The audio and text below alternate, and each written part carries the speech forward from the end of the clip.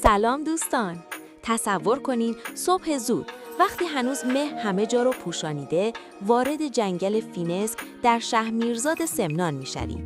درختان بلند راش و ممرز مثل نگهبانان قدیمی دور و برتون ایستادن. نور خورشید آرام آرام از بین برگ‌ها میتابد و زمین پر از خزه‌های سبز و نرم میشود. صدای پرنده‌ها، زمزمه باد تو شاخه‌ها و گاهی صدای چشمه‌ای که از دل کوه می‌جوشد. اینجا انگار زمان وایساده. جنگل فینسک یکی از بکرترین نقاط ایرانه. جایی که میتونی واقعاً با طبیعت یکی بشی. اگر عاشق آرامش و جمال واقعی هستی، حتماً یه روز بیا اینجا. نفس عمیق بکش و حسش کن.